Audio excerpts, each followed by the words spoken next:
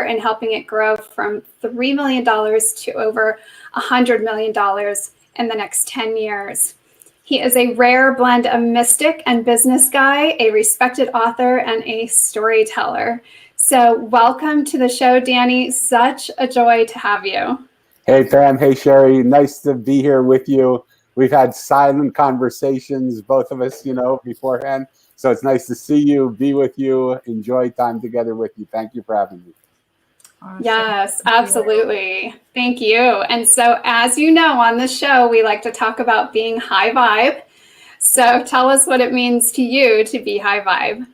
I think I'm going to answer most likely differently, which from most people, because I think most people, when they think of what high vibe means holding a vibration for themselves. Hey, Dina, how you doing? Good to see you.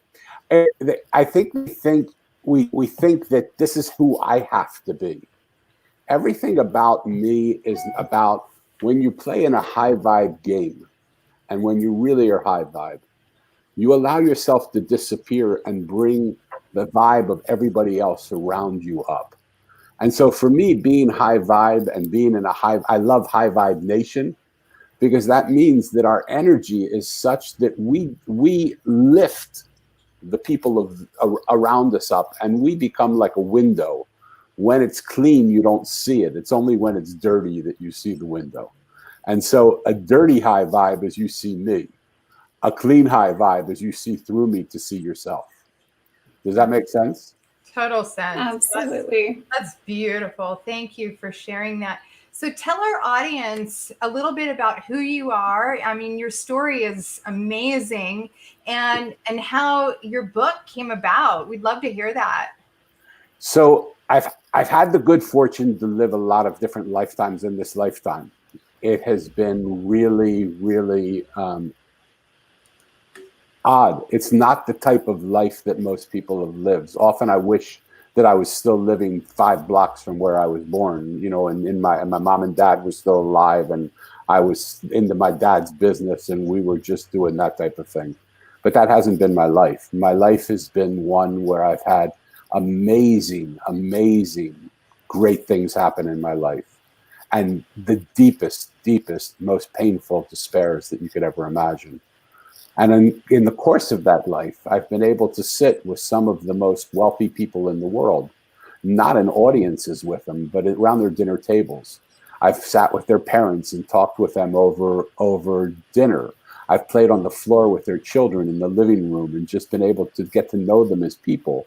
They've been kind enough to give me their counsel upon occasion, and kind enough to ask my advice to them on many occasions as well.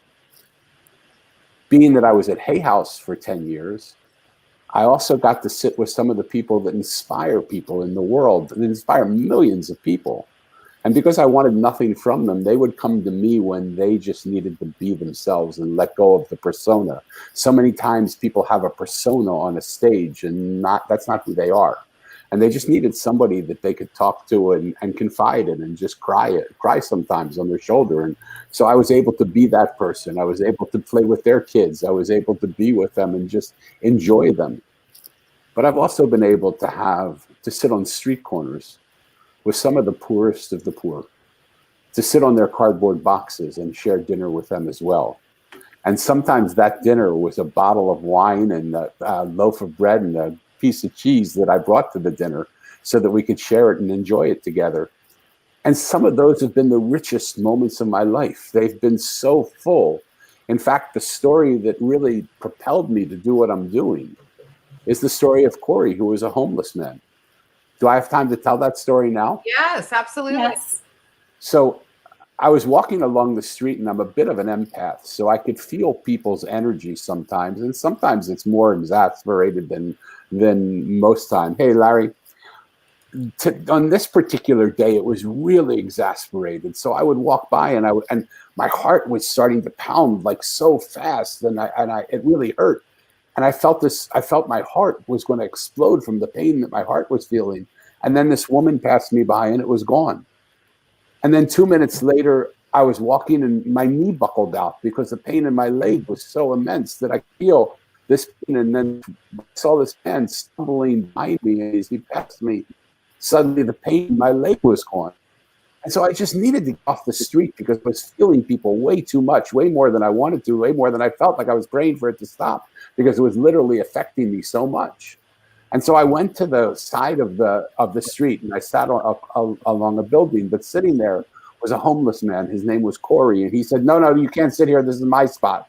You can't get money from me. This is my spot. If you come here, I'm going to lose my money. And I said, listen, I just want to sit with you, and I just want to listen to your story. I don't want anything from you. He said, no, I'm going to lose money if you sit here. I said, tell me, how much will you make in the next half an hour? He said, $5. I'm going to make $5 in the next half hour. I can't afford to lose that. So I went into my wallet and I gave him $50. And I said, look, here's $50. If you make more than that, you keep all of it, okay? I just need to sit with you and talk to you. Well, it took me about 45 minutes to break through his defensiveness, and you can understand why. He was homeless, and the stories he told me were that he hated being homeless. He was embarrassed. He was ashamed of himself. He hated the fact that he had to live on the street. But people hated it even more. They treated him like a thing, not a person. And they would come by and they would spit on him or kick him or beat him up. And people would, he remembered, he told me one time he was sleeping and a guy urinated on him. And the other day, right before I met him, somebody threw a bag of human defecation at him. And he said, this is just too much. I mean, what am I doing? I hate my life. I hate what I'm doing. And if I hate it so much and the people around me hate me so much, I'm going to go around the corner this evening, because the street right back of where we are has no traffic. And when it gets dark, I'm just going to take my life tonight. And he was just resolute that he was going to take his life. About 2 minutes after that happened, the man came up and put his hand on his shoulder. And the man said to him, how are you doing, brother? And Corey, in his indomitable way, said, I'm not doing good. This isn't a good moment. You shouldn't stay here. Just keep going, sir. Please keep going. Just keep moving on, because I'm not doing good. But the man didn't move on. He sat down next to him and he put his arm around him and he said, what's going on? Tell me. And Corey told me he started to cry, tears, crocodile-sized tears, tears that were the biggest tears he's ever cried. And he didn't understand why he was crying to this stranger. But he just sat there and cried, and the stranger didn't go away. He just held him tighter. And he said to him, what's going on? And Corey just told him all of the things that were going on and all the things that troubled him. And he looked at me and he said, Danny, you know something? It only took 10 minutes, Danny. It only took 10 minutes, but after 10 minutes, I was feeling really good. Hey, Ken, how you doing? He said, I was feeling much better, and I realized I can't take my life now anymore. I can't do that to myself anymore, because someone who was important actually cared about someone who's not important. And I can't let him down, because now somebody who's important cares about me enough to sit with me for 10 minutes. And I said to Corey, if you could stop all these people that are walking past you and say something to them, what would you say? And he said, Danny, I would say just that, the story that I told you, that we have no idea how important it is, the simple act of just going up to somebody and asking them how they're doing, and how that could affect a stranger's life. He said, that man, I wish I could have seen him again and told him that just that gentle act of kindness, that 10 minutes that he took out of his day, actually made it so that I did not take my life. He saved my life that day. And I wish I could have said it to him, but I never got a chance. Well, you know how they call this thing the butterfly effect, where one person does something and then other people feel it and do it too? Mm-hmm. Yeah. That story touched me so much that I told that story in every podcast that I do, in every boardroom that I talk to, in every speech that I give, in every presentation that I have. I managed to tell the story, and I managed to say what Corey would ask people to do, which is just take 10 minutes out of the course of your life. Go up to somebody you don't know and just ask them how they are. You don't need to fix them. You don't need to help them. You don't need to change them. You don't need to convert them. All you need to do is just love them enough to ask them how they're doing. You have no idea what that would do. I went back many times to that corner to try and tell Corey the effect that he's had on me. And the fact that his story has now been heard by millions and millions of people from every little place that I've told that story to, and all the people that have told those stories, and how many of those people are now spending 10 minutes going up to people they don't know and just asking people how they're doing. And I've never got a chance to see him again. I'll keep looking for him, but I haven't seen him yet.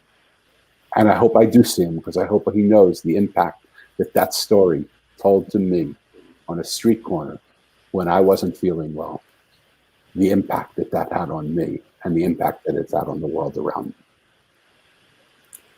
Wow, so powerful. I mean, as you're telling the story, I'm thinking, I think that says it all.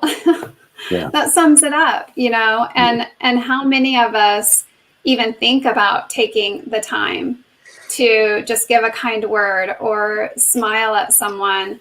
So tell us how, you know, this story and your other life experiences brought you to the point of writing the Mosaic. So all of it came together. Ken, thank you. My buddy, I was on his show a long time ago. Yeah. I love you, Ken. So you know how things happen, and I guess I'm not the smartest guy in the whole world, because in order for me to get the message, I guess I need to be shown it many, many times. So Corey was one way that I saw it. My daughter, who's developmentally delayed, was another way I saw it. And writing the Mosaic was another way I saw it. As you can see, I'm not the youngest guy in the barn right now. I'm getting older, and I realized, hey, you know what? I've had a lot of life experience. I would really like to write something in case anybody's interested. I can't imagine anybody being all that interested, but in case somebody's interested, I'd like to be able to leave a legacy for the world to hear from the experiences, so I just don't take them, so they don't happen for no reason. And I wrote what I thought was going to be a great self-help book, because I was the director of business development at Hay House. I was dealing with some of the top self-help people in the world. We grew it from $3 million to $100 million together. And so I knew how to write a self-help book. And so I wrote a book called V2, which was the second version of your life. And I was so interested that people would say, if I only knew then what I know now, what I would have done and how I would have lived my life then. But I saw so many people who do know now what they didn't know then, but they weren't doing anything with it. They were retiring, or they were playing golf, and I thought, why don't you take what you know now and do something now that will make your next then better, right? Right. And I sent it to my friend who was a muse, and she looked at it and she said, Danny, this isn't your book. And I said, I'm sorry. Like, what do you mean it's not my book? Do you think I plagiarized it? Like, what do you think about? No, you didn't plagiarize it. This is great. The ideas are fresh and exciting and alive. But you're not a self-help guy. You're a storyteller. What are you writing a self-help book for? She said, you hate self-help. You don't believe that you should be this teacher that's teaching people things, and you hate that stuff. Why'd you write this book?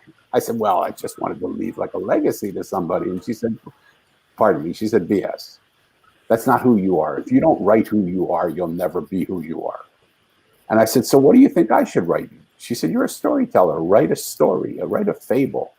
I said, oh yeah, a fable is going to be the legacy. I mean, like what?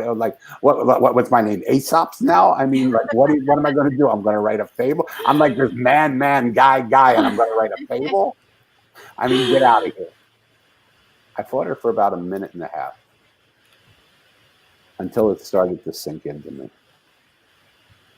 And that the power of story is so much more powerful than the power of teaching. And the Mosaic became this incredible story that actually took over me. I thought it was going to take me about maybe 6 weeks, 8 weeks to write, because it was my story, and I'm a storyteller. I know stories. It was based on the people that I met along the way in my journeys, and I thought this is going to be easy. 2.5 years into it, it wasn't finished.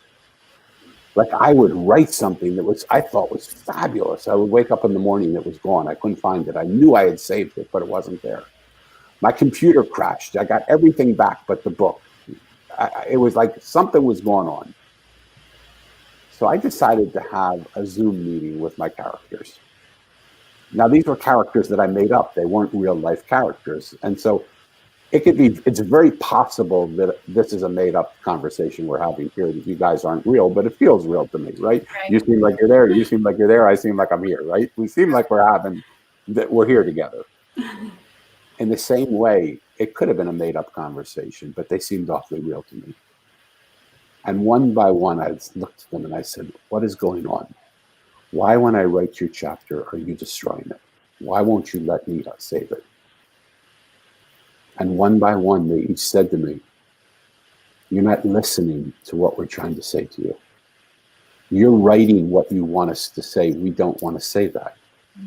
As long as you write what we don't want us to say, we can't let you say it. We have to take it from you. I said, what in the heck are you talking about? You're my characters. I made you up. Right.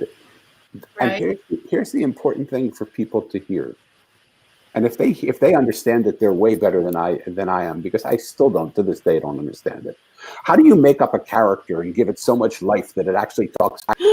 That's impressive. But what they told me is that everything in this world has a life, that if we listen to it, even made up characters have a life, that if we just listen to it and do what it tells us to do, our job will be easy.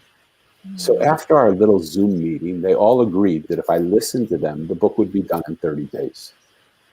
Now, was it a channeled book? I don't think so. Like, is your conversation with me channeled? I don't think so.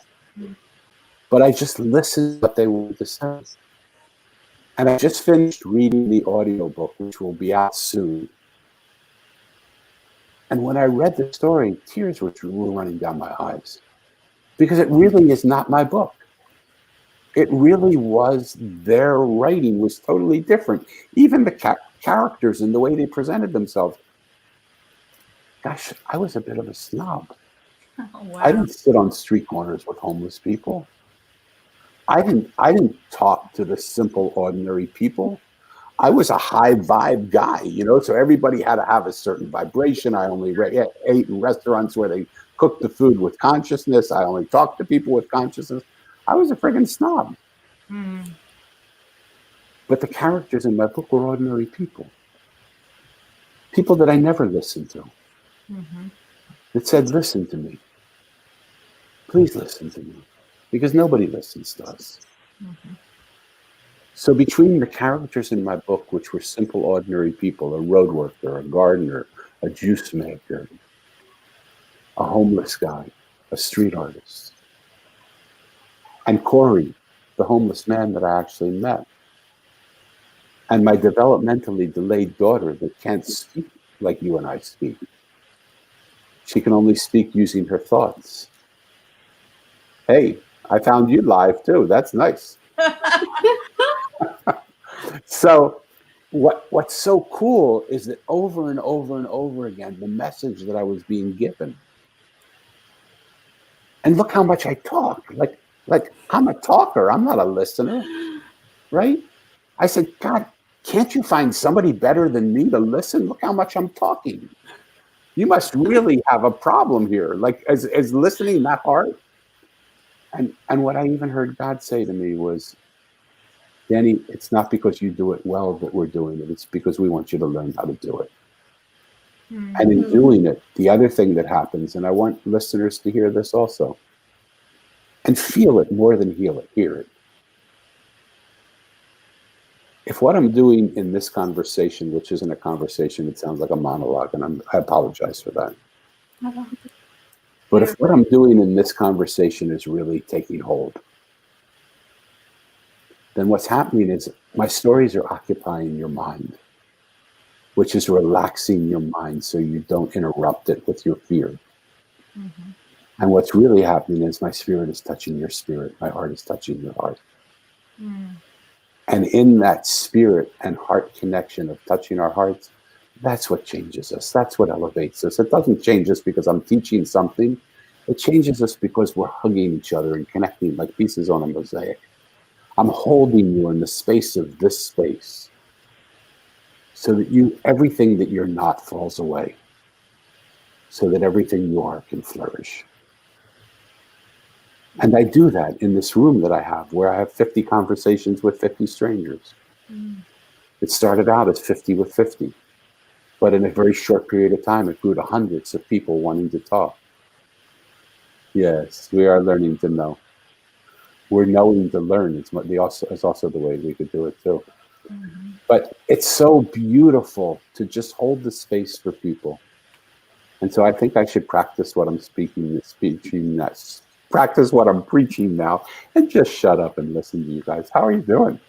We're doing fantastic. Amazing. thank you for that message, because I just felt my heart completely open wide, and you took me back to when I walked homeless on the streets. Wow. And you touched me in that moment just now. I remembered a story that happened. I was homeless on the streets. I only had $30 to my name, and I had my little boy on the back of my bicycle, and I heard in my head, I watched this lady pushing her grocery cart by me, and I heard in my head to give her my last $30, and it was of food stamps. Wow. But do you know that I talked to her? I took the moment to talk to her and listen to her and give her that love that you're talking about, that you just shared. And do you know that she hugged me and thanked me, like with this smile as big as a Cheshire cat? Yeah. And she held my hands and she said, "Thank you." Do you know, this is what's so crazy about that? Do you know that literally 2 to 3 days later, $300 showed up in my experience? Yeah. By giving in that moment love and by, just sharing. Sherry, I love that story, because one of the underlying themes of the Mosaic is nothing is as it seems. We think we're these forms, and we think that people are important because they wear a tie, or people. I remember walking into a boardroom one time because they had hired me to come in and do a conference on innovation. And they were all in 3-piece suits, and the women were in their, pantsuits and Armani clothes, and everybody was, more stylish than the other person. And I came in a jean and t-shirts, and they were nice jeans, but they were jeans and t-shirt. And I walked into the room, and they said, "I'm sorry, can we help you?" I said, "Maybe. What would you like to help you with?" And they said, "Well, we're about to have a meeting." And I said, "Yes, I know." They said, "Well, are you coming here to pick up the trash?" I said, "Apparently I am, yeah." And they said, "Well, the trash can's over there." I said, "Oh, no, I think there's a lot more trash in this room than just what's in the trash can." And they said, "You're in the phone book. Good, man. I love that." And they said to me, I said to them, they said, "Well, what are you doing here?" I said, "Well, you guys hired me to do a conference on innovation. And so how do you think you're doing so far? Did you expect me to come into the room looking like you because that's the only way you can hear what I have to say? Is that where your innovation is going to come from the little silo of people who look and think and feel exactly like you feel? Or is your innovation going to come from the phone book guy that's right here smiling and giving all sorts of nice things to me? Ken, I love you. Nice to see you." And Teresa, I love how things always work out some way. Tell me, I would love to know more what that means. Tell me what you're feeling is working out. But so we had this, probably one of the best innovation sessions I've ever led, because they took off their coats, they unbuttoned their shirts, they pulled down their ties, and I said, "Yeah, let's just relax, be together. Hey, Tom, how you doing? Let's just relax and be together and actually feel what is trying to happen in this room. Why are you stuck where you are? What can't you see?" One of the things in the Mosaic is seeing what you can't see. And they have that beautiful picture of the old woman who's the hag, and the other woman, and you look at her another way, and she's that socialite. And it's such that when you see one, you can't see the other. Well, that's exactly how we are in life. What we see actually blocks us from seeing everything else that's there. So what would happen if we slid ourselves out of the way? What would actually happen? I think he's complimenting you on a great intro. I don't know. It sounds like I've been just like It might be your intro story. It might be your intro story. Maybe, or maybe it was you, and I should just shut up and listen more to your intros. I think that would be the best one. But like, what would happen if we just got ourselves out of the way? In every single place in the Mosaic where Mo goes out to meet these people, he has a preconceived notion of who they are, and he sits down thinking they're going to be one thing. But in every single case, 100% of the time, when he listens to them for a few minutes, what he realizes the person he's sitting with is not at all the person that he thought was there. And that simple act of just sitting and listening to another person his complete perspective of who they were changed. So what would happen for us all, listeners, important, vital, if we slid ourselves to the left, got out of our own way, and just started to see the world the way it is without our preconceived notion of it? Maybe we don't see the world the way it is. Maybe we see the world the way we are. And what would happen if we actually could see the world the way it is? If you get nothing else from this, that's the Mosaic in a nutshell. Wow. Well, I mean, that really resonates with me. And, you know, one thing that came to me while you were talking was in my own journey, you know, I've done that swing from having a lot to having nothing. And it's so interesting when you take that journey in life to see the way that people view you in those different places. And I love that you bring up the message that we're all the same. I was the same person having a lot as I was the person having a little. And so it gives us this opportunity to step back from this matrix that we're in, you know, like what we perceive, what you were just saying, I love what we perceive as reality and the way things are. And so tell us a little bit about the characters and how they do that throughout the book. Well, each one of them, and these are my characters, but the beautiful thing is in the story, we see these characters every day. You see them every day. You have your own set of characters that you pass by on the street all the time. I mean, Sherry was one of those characters, which when she was a homeless one, but she's also was one of those characters when she was a weightlifter. You were one of those characters when you were doing good, and you were one of those characters when you're not doing good. The characters are simple. One of my favorites is the trash man, because from the time I was 4 years old, I wanted to be a trash man. And I would sit on the back lawn as the trash man would come every Friday by our house. And I would watch the truck come by with the two trash men standing on the back ends of the truck. In those days, they didn't have a machine to pick them up. And the trash man got down, picked up the can, threw it into the back, pushed the button, grind the trash up, and moved on. And I would sit there in awe. And every Friday I was there, and I would wave to the trash men, and they would wave back to me. And my mom would stand at the kitchen window scared to death that something bad was going to happen to me because I was talking to the trash man. And one day the trash man said to me, "Do you want to come and ride with me?" I thought I died and went to heaven. I said, Mom, I'm getting on the truck. I'm going to ride with him around the block, okay? And she said, "Danny, don't. I said, Mom, it's okay. I'm just going around the block with them. They'll bring me." And the trash man was so nice. He said, "Man, we'll be very respectful. He just sits here every Friday. I thought it would be fun for him to come on the truck." And she said, "Okay, please bring him back. Please bring him back safely."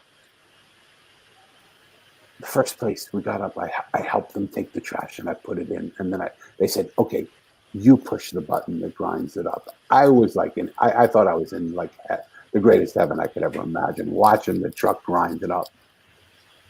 I got home and my mom said, "Danny, you have a genius IQ. You can't think you're going to be a trash man in your life. I mean, I know you're infatuated with it. It's fun and it's good, but you can't decide that's what you want to do." But to my mom's chagrin, what I realized is I'm actually a trash man now. But my trash that I take is not the rubble and the trash that you put in your trash can. It's the emotional garbage. It's the spiritual garbage. It's the intellectual garbage. It's all the things that are keeping you from being who you want. So what I say to you, now that you know the trash man, I've introduced him to you. You can see him. Here I am, okay? I have this receptacle that's super big. Take everything that troubles you, all the pain that you have, all the suffering, all the angst, everything that bothers you, everything that you feel is keeping you from doing what you want to do. Take it and just put it into this trash can. You don't have to give it up. Just put it in here for a few minutes. Just get rid of it all. Just let me hold it for a few minutes. Because the compassion of that moment is, I want you to just feel what it feels like when you're no longer carrying that burden with you. It's right here. You can have it again if you want it. But so many times when I do this with people, they think, I can't give this up. I can't give it up. But then they feel themselves suddenly free of it. And they go, wow, all that weight off of me. I don't need it anymore. Please just put it in the truck and grind it up. And I'll happily take it and put it in the truck. And I leave the can there. I'll come whenever you need me to pick it up. And you don't need me to do it. There's trash men that you can call anytime you want. And just make friends with your trash man. Call them whenever you need them. Have them put all of your trash in that receptacle. And let them take it from you. It's so easy. It's so simple. I mean, Sherry, you and I were having this conversation yesterday about how complicated the spiritual path was, and you know how mindful we have to be of all this stuff. And remember, I said, yeah, I think it's just simpler than that. It's just simple. Like the trash man is the trash man. He takes away your trash. There's no there's nothing. You don't have to have a college degree to understand that. The beauty of the work that these characters have taught me. I told you I've sat with the richest people in the world, the poorest people in the world. And all of them, no matter what color they were, no matter what religion they practiced, no matter what their education level, no matter how much money they make, no matter how big their house or how torn their cardboard box. Every single one of them wants the same three things. They want to be loved and accepted. They want to be listened to and heard. They want to be acknowledged and validated. You don't need a college degree to do that. You don't need to be part of a religious movement to do that. You just need to take a moment and care enough about people to just say to them, hey, how you doing? How you doing has become a salutation these days. We say, hey, how are you? Fine, good, great. Okay, I get that. But you know what? We're in a global pandemic. We have race protests going on. We have women standing up and saying, I won't be treated like that anymore. Our structures that we believe in are melting around our eyes. They're corroded and they're ending. Our political system is a mess. Our medical system is a mess. Our education system is a mess. Everything is crumbling. Are you really going to tell me you're fine, good, great? Or do you just say that because you don't think I care enough about you to listen? I care about you. I want to listen. Tell me what troubles you and put it here in this can. See what happens? You know, it comes to mind to me with what, you know, when you ask people certain questions, they're so preoccupied with the pain and what was and looking back at what was, and they built up these walls. And so how would you say, what kind of advice would you give on how to see things differently, for them to see differently their life? I don't give advice to people. I can just share my experience. And if my experience is beneficial, then take it. If it's not, throw it away, for God's sake. Because, you know, I'm just an old fat guy living in California. Okay. So what do I know? Please share your experience. I mean, everything you're sharing is so heartfelt. What I feel for me is that it isn't what you do to me, it's what I do to me. I sabotage myself and beat myself up so often by telling myself what I'm not able to do, what I can't do, what I'm scared to do, what I'm hurt to do because I got hurt in a relationship, or I got hurt by a friendship, or I got hurt by someone passing away, or I did this. So I've built these walls around myself. And I tell myself I'll never be free of those walls. I just can't do it because I don't want to endure that pain. And so imagine, like you can see this now, if you're seeing this in camera, imagine if I spend my time doing this. You know, I'm probably going to hit myself a few times until I realize, gosh, that hurts. So I'm going to put up this little barrier here. But look how close that barrier is. And I don't know if I'm going to hit myself in the face, in the gut, in the balls, in the knees, in the feet. I don't know where I'm going to hit myself. So I build that cylinder all the way down. And it's this far away from me. So imagine the world that I'm living in. I'm living in a world 2 millimeters big, where all I see is my pain and my suffering and my defenses and my need. Okay? It sounds awfully familiar to a lot of people. How do I get that down? Well, if I stop hitting myself, I don't need a wall here. If I'm kind to myself, I can actually take this wall down. So as Pollyannish as it sounds, as much as we've heard it said, if we could just be kind to ourselves, this wall could drop down. It's not a lot of work. It's not like we have to decompose everything and go into every situation of where we hurt it. Just be kind and it'll fall down on its own. And suddenly my world that was 2 millimeters away from me now exponentially grows. And I look out and I go, whoa, wow, look at this world out here. This is amazing. Okay, I might see you guys and go, God, you guys are pretty. I'm scared to death of you. What are you going to do to me? Like, you'll eat me alive. What are you going to do? And I might be scared to death of you, right? But here's what I know. I know kindness melted my walls. I bet if I'm kind and loving to you, it might melt your walls too. And I've watched this happen in my room of strangers, in my conversations with all these strangers, hundreds and hundreds and hundreds of conversations, where people have no idea who I am. They come in their angst, in their pain, in their troubles. And within minutes in this magic room called Zoom room, where they feel loved and accepted, listened to and heard, acknowledged and validated, suddenly they open up. And all that they aren't falls off, and all that they are comes to be. Well, imagine if you would do that in your business. Imagine if you would do that in your family. Imagine if you did it with your lover. Wow, imagine if you did it with yourself. Imagine if you did it in your spiritual practice. Imagine if you did it to people you don't even know. Once it happens, it's so contagious. Go, Ken. Thank you so much for being here. Love you, Ken. Thanks for all your love and support. I love you, brother. Let's talk. We're overdue. Imagine what would happen if we just were satellites of positive love and acceptance. I love that, Ken. So feel what that feels like to you. If it feels like garbage, put it in the trash can. You already know the trash can exists. If it doesn't make sense to you, throw it away, for God's sake. I'm not trying to put anything on anybody that doesn't feel right.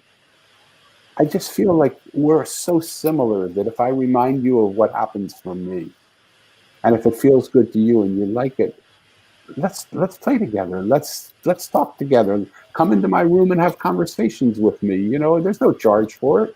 It's not like that's not the way. I don't know how I'm going to make money through this. I don't care. I just want to do what's the right thing to do.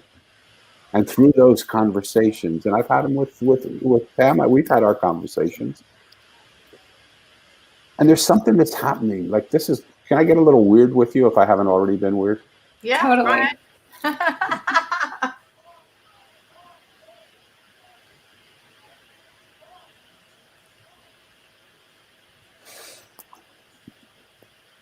I'm hesitant, okay, because where the whole world tries to make themselves look better, that's not my game. I'm just a simple, I'm a simple person. All I know how to do is love and accept people. That isn't any talent. Everybody has it. I know how to listen to people and hear people. That's no talent. We all can do that. I know how to acknowledge you and tell you what you're saying. I acknowledge you and tell you what you're saying. I hear. And I give you acknowledgement for that and validate that that's what you said. But there's something that happens in that space. People are so used to protecting themselves and walking around with all this armor on and all these walls around them that when they open up, suddenly they start to feel things. And they mistakenly put that feeling on me. I'm an old, broken down guy. You don't want to fall in love with me because it's not me. there's an energy that comes through me that you feel. And that energy is not personal. That energy is not me. But that energy is opening up centers in your body. It's grounding you on the very basic center. It's grounding you from the root. It's putting your feet into the luscious, beautiful earth. And that feeling is grounding, and it's erotic because you're feeling yourself going down into the earth. It's going to the sacral center. Thank you, brother. It's going into the sacral center where people are having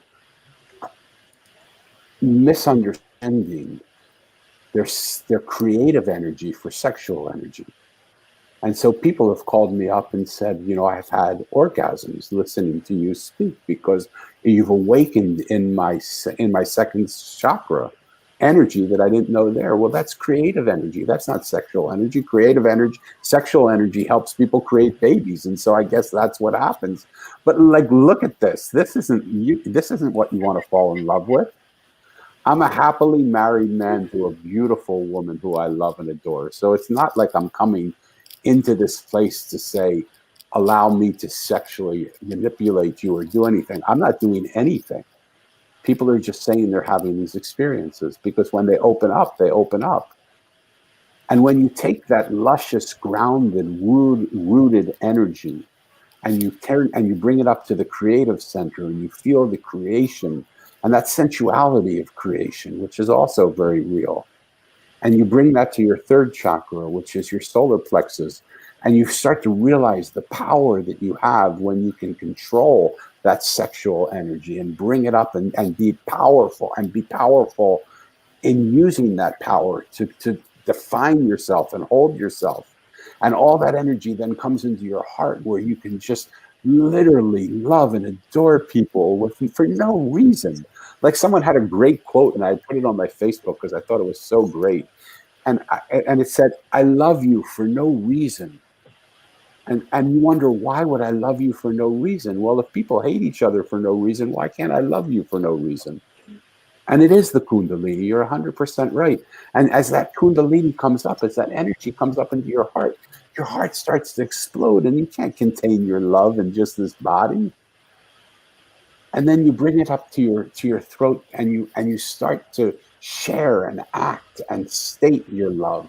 Hey, Eric, what's going on, brother? And you feel it in your throat and you start to identify, this is who I am. And you're not scared to say it. You're not afraid. I had somebody that I was doing this with and just yesterday, they brought it to their throat and they just closed entirely down. They were so scared because they didn't want to have to claim it and own it and say it. But it's so beautiful to claim it and own it. It's not you, it's this energy that's moving through you.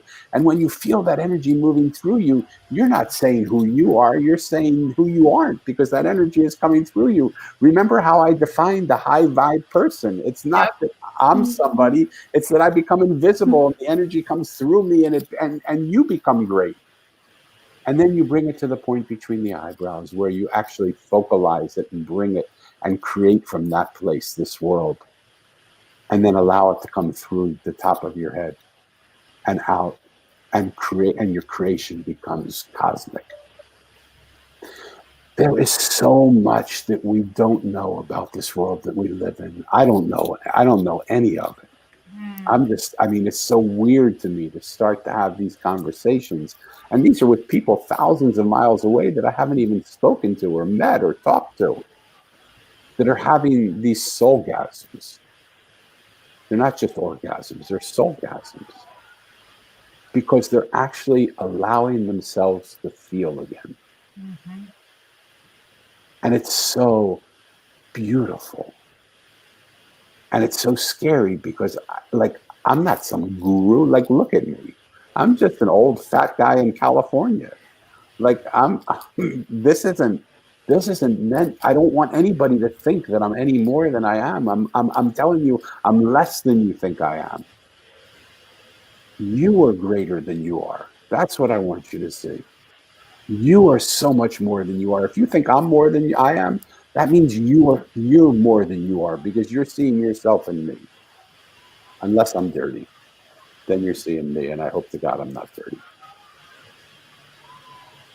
Does this make sense, or do I feel like some weirdo that you brought onto the show, that some friggin' weirdo that you got to put him in jail or something? So amazing. So amazing.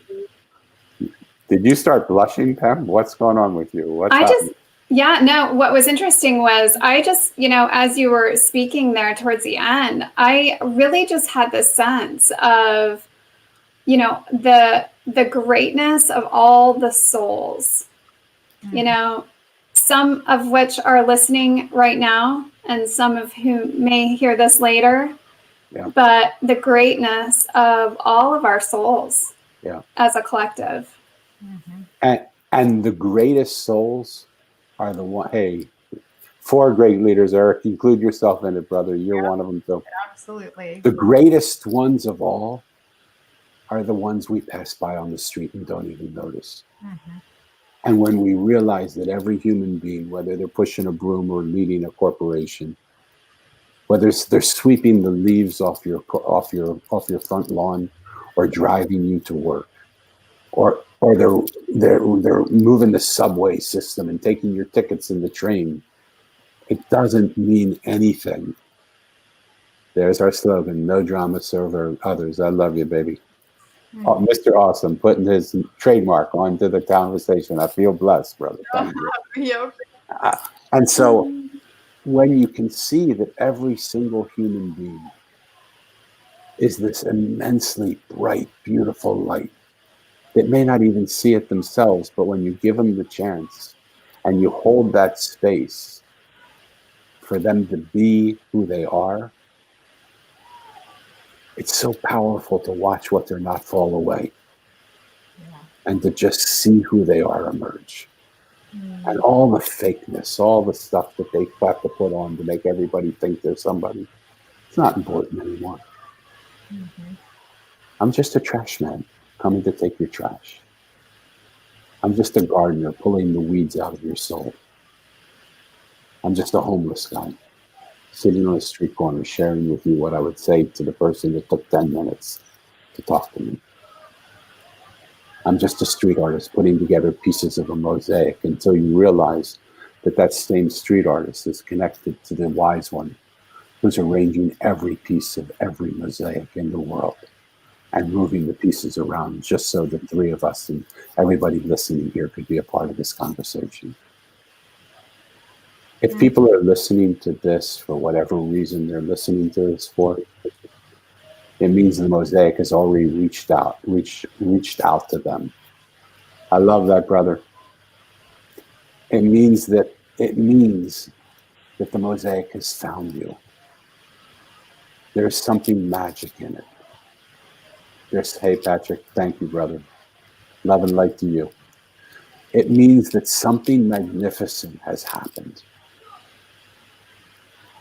My sponsors would love, for those of you who have heard this story, to pick up a copy of the Mosaic on Amazon. They would love that. It would make them happier than anybody. That's why it's over my left shoulder, because they want you to get the book. But to the extent that this conversation has meant anything with you, thank you so much. The beauty of this conversation is not that it's anything that I'm saying. What's what happens in the perceptual shift that comes when everything you saw, you suddenly see differently. Mm-hmm. How does that happen? Mm-hmm. All your life you've seen it this way, and then all of a sudden you see it totally different. I think it's differently, proper English, but I don't know. You see it differently. Yeah. To me, that was the heaven that Mo was looking for in the book. Mm-hmm. That shift where he realized his parents never died. They were always with him. His dad was with him. In the end of the book, what happens is he sees his dad in heaven in this place. And everybody that he's met along his journey, their face comes across his dad's face, and he sees his dad was in every single one. That he didn't die, he just changed form. That they're not gone, they're still here with us. What we think we see is just not what is. It's just what we think we see. Mm-hmm. Ask yourself, if what I see is only what I see, what would be possible if I saw something else? If what I see is not what exists, it's just what I see, how about if I close my eyes for a minute and try and see what the world would look like if I didn't see what I saw? What might I see? We are one piece of a mosaic away from having the love of our life, from having all the financial riches we want, from having the perfect job that we want, from living a fulfilled, happy life, from realizing that our spirituality is in the everydayness of our being, from seeing that every human being that we touch is our teacher and our great person. Well, it has to come in more than threes, Patrick, because there are more of us here than just the three of us. Same story, different day. I like that. Mm-hmm. So take time. Thank you, John. So Dan, how can one tap more into the guidance of their soul? What are some ways to do that?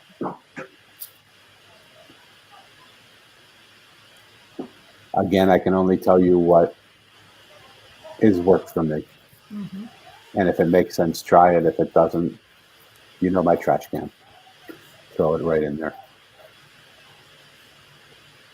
If we would quiet ourselves down, we don't need to look for anything. Everything we have, everything is what is right in here. We have everything we need right here.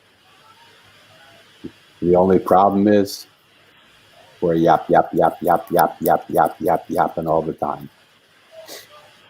Why have we become scared of the quiet? Why have we become scared of emptying out everything we are? I'm a big guy, so oftentimes I'll walk into a room and I'll just bump into a table and knock everything off the table. Sometimes I do it unconsciously, sometimes I do it very consciously. And I go, oh my God, I'm so sorry I knocked everything off. But now that everything's on the floor, you get to choose, what do you want to have on your table again? I'll help you pick everything up. But all the stuff you no longer want, let's just put it in a bag and put it somewhere else.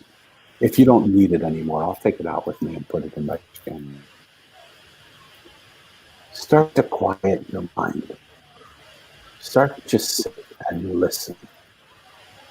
Start to be quiet enough that you can hear the earth talking to you, the wind talking to you. For God's sake, listen to your wife or husband talking to you.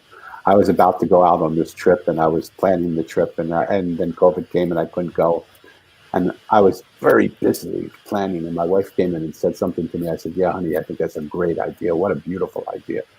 And she said, hold it, look at me a minute.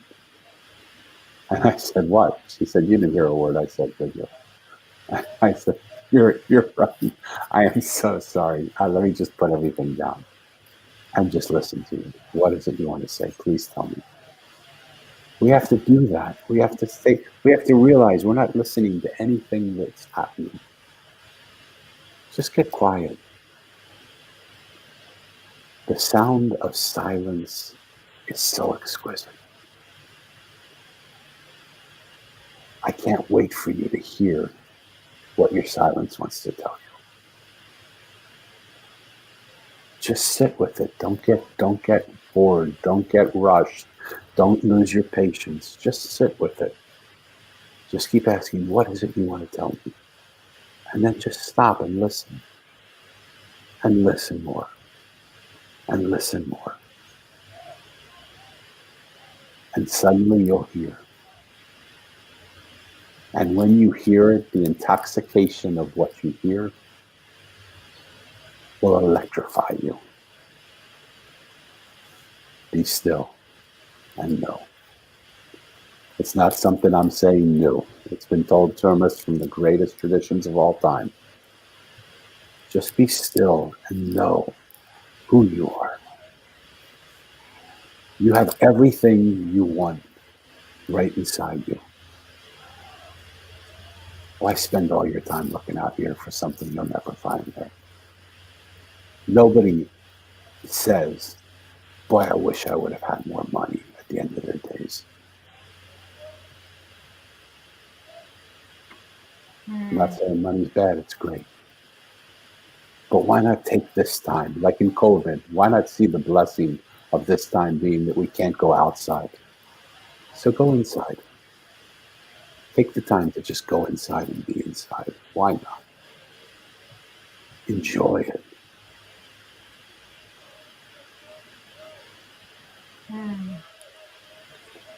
Now we just want to sit here and be still.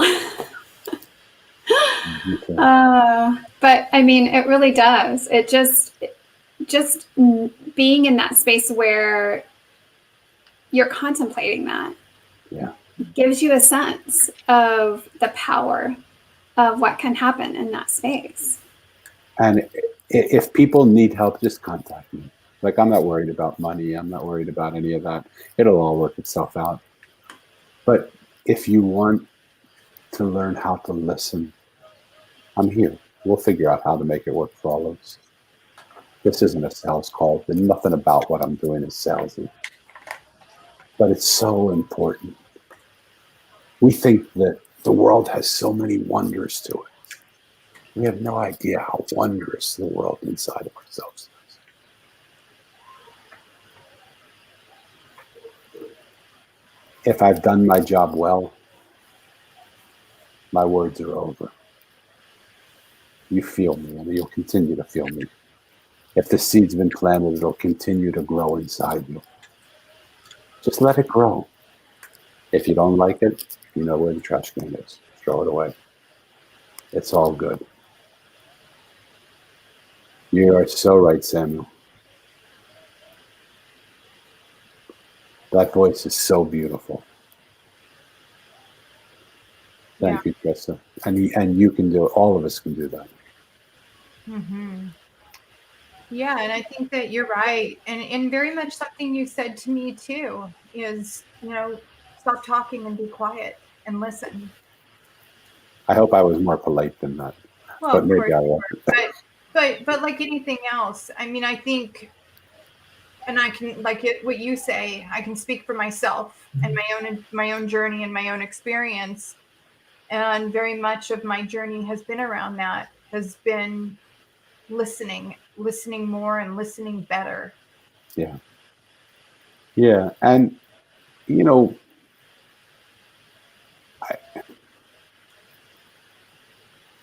I don't mean this to sound corrective or in any way, shape, or form. Again, I just want to share my experience.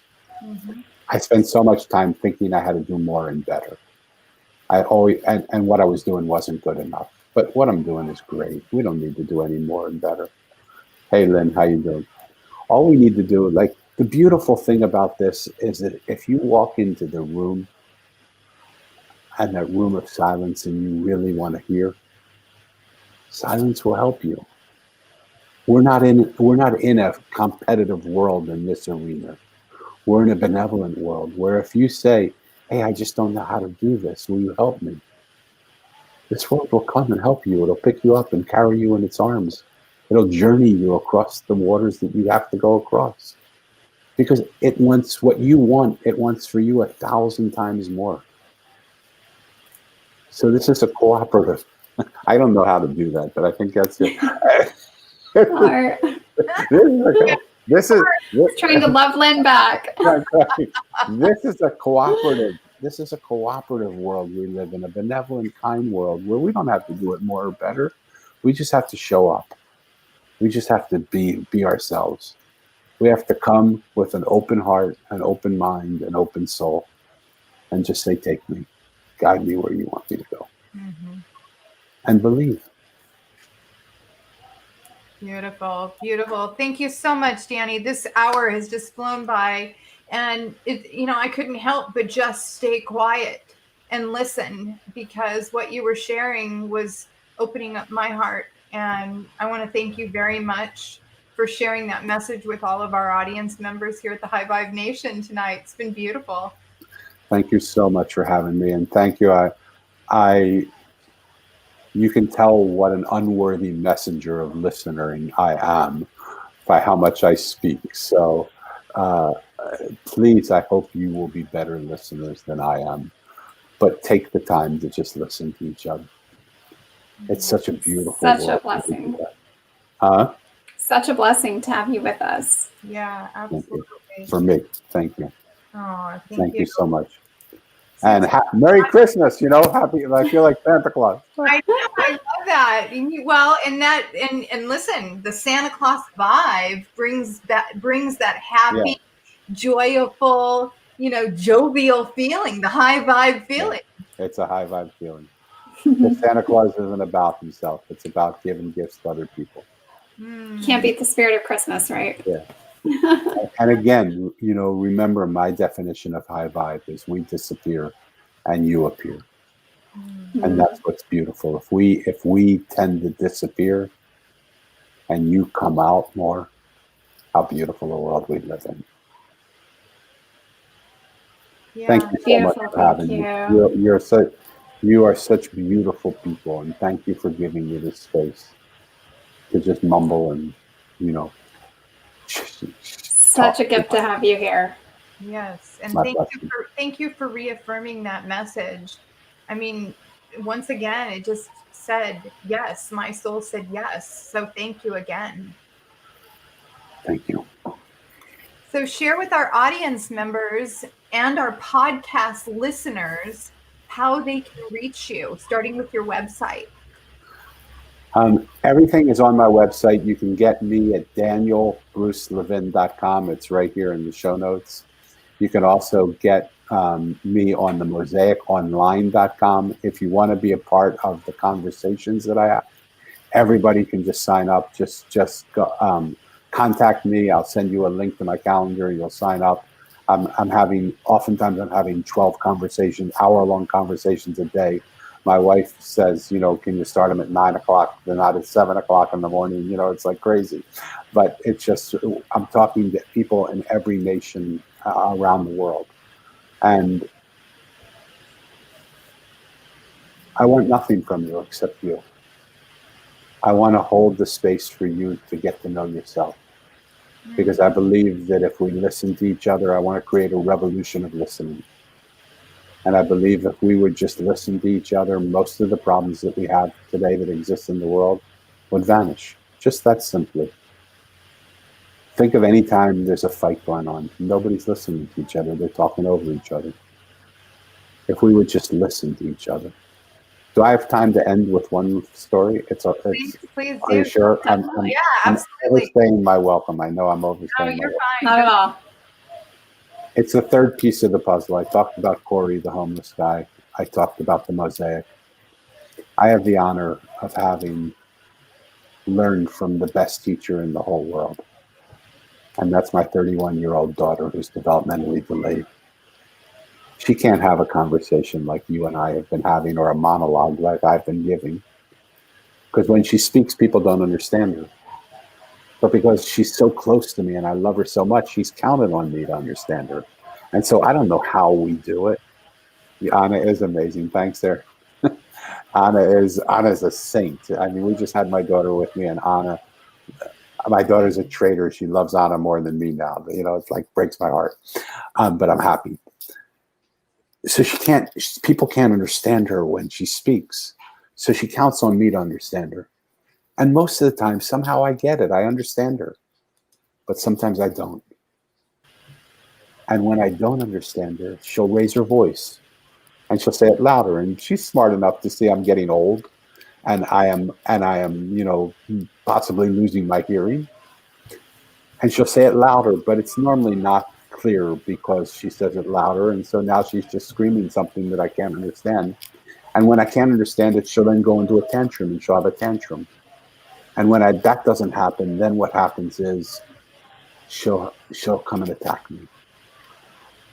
And so finally, in the midst of one of her attacks, I said to her, Lisa, you got to figure out, you got to know, I just can't understand you. We can't do this anymore. I can't take you attacking me. I love you. I want to hear you more than anything. Can you please tell me how I can hear you? Can you say it without using words? And in perfect English, she looked at me and she said, I am, Dad. I said, what the heck do you mean you are, Daddy? And I said, how are you doing that? She took her finger and put it to the side of her head. And I said, you little son of a gun, have you been putting thoughts into my head? And she said, yes, I have. And we started laughing and laughing, but her laugh was over years and years of trying to share that with me and me not getting it.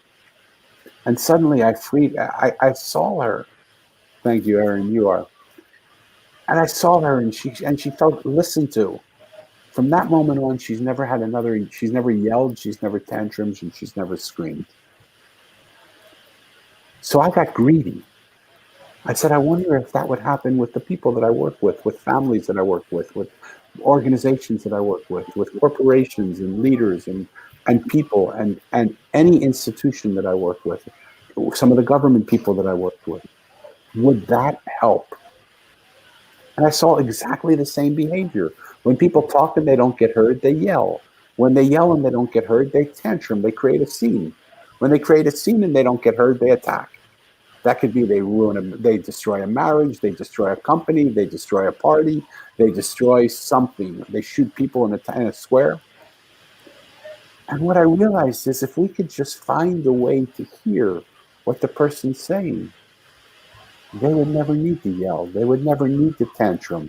They would never need to attack. And that goes all the way from terrorist attacks to government conversations, to political parties talking to each other, to both sides of political parties, yelling at each other about how right they are and how wrong they are. If we could come and have conversations with agendaless conversations, where we were just listening to hear, to understand, to be with, I think what happened with my daughter would happen with our world. And so my goal is to start a revolution of listening, not with guns, but with ears, with hearts, with souls.